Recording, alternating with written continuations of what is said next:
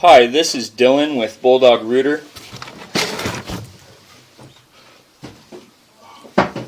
And I am at 2933 North Standard Street, Spokane, Washington, 99207.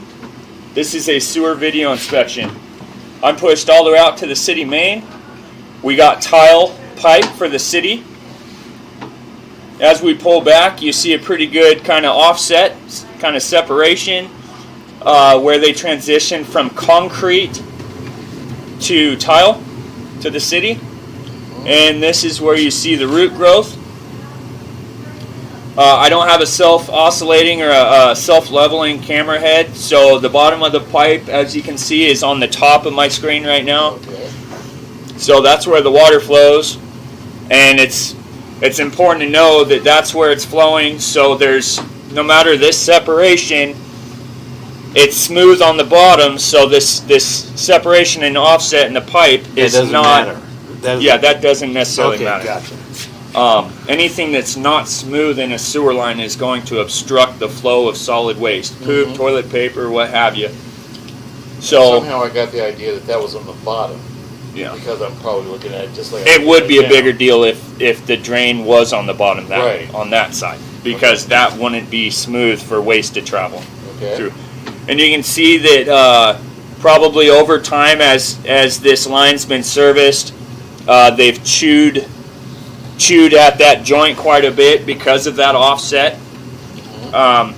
Ideally, I believe this is going to be 4-inch sewer pipe that we're in right now, and that offset at the top of the pipe would make it pretty tough to get a full-size diameter cleaning blade through there. I don't think you'd be able to run a 4-inch blade and pinch it through there, so you'd have to catch it just right. Okay. So, do you have other size blades? Yes, we got a 2-inch, 3-inch, 4-inch. We also have a commercial hydro jetter that goes through and scrubs out all the roots. It cuts out the roots. Okay.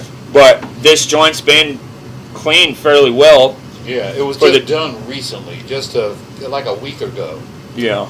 But anyway, this will be part of your assessment, part of your. Yeah. Okay. But no additional work needs to be done right now. As far as that goes. Yeah. Okay. This is the only joint that there has root growth in. So, in clay and concrete pipe, every 3-foot section of pipe, there's a joint. I'll show you. As I pull back towards property, there's another joint right there. Okay. Every 3-foot section, and roots are very capable of growing in through every 3-foot section of pipe. Gotcha. Okay.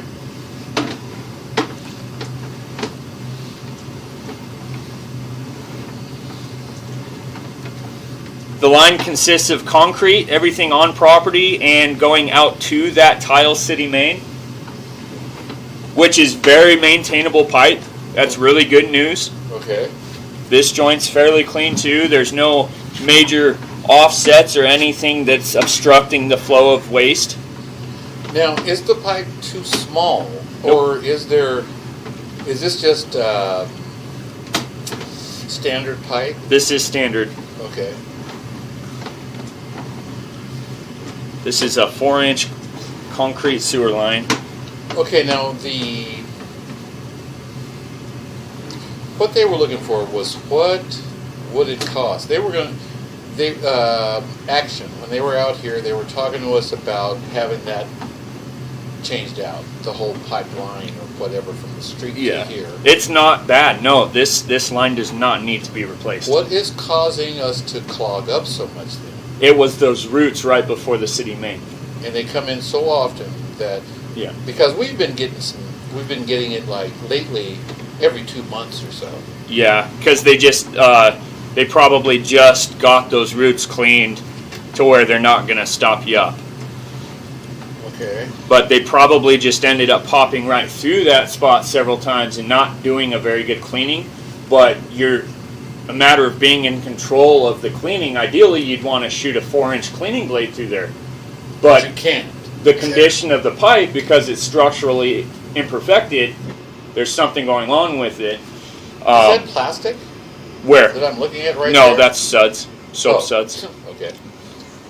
But the condition of this pipe is great, except for that structural imperfection right before tying into the tile pipe. Exactly. And that's right at the city line, right? Yeah, Okay. and that's really the only problem in this entire line. Right here is the transition from cast iron at your building foundation to concrete right outside the house. Okay. Everything checks out.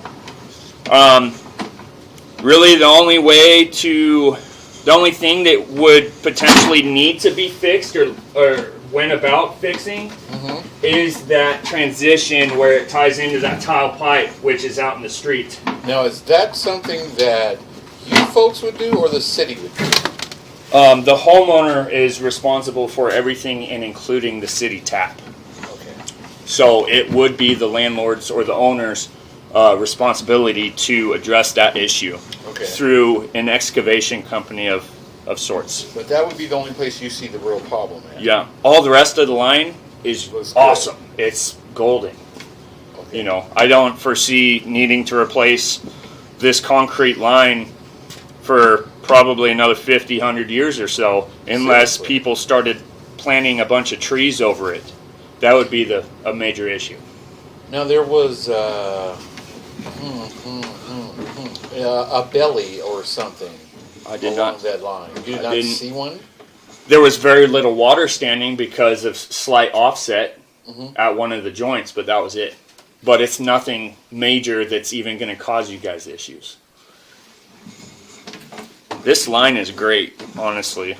So you think what has been causing us the problem is that joint right there at the line, at the city line? Those roots. Yeah. They finally just kind of knocked or unlodged that root ball. It was probably originally a really big root ball. Right. So, old plumbing is just like any car. If you don't maintain your old plumbing, when roots are an issue, because the longer roots grow, the more harm they cause to your pipe. Sure. Therefore, they're probably going to eventually do some major damage over time at that joint out there from the concrete to the tile transition. So if that's not maintained annually, if whoever's living here does not address it every so often and just wait for it to back up each time, those roots are going to be hot and heavy. They're going to get so healthy that they're going to stress fracture and collapse that pipe.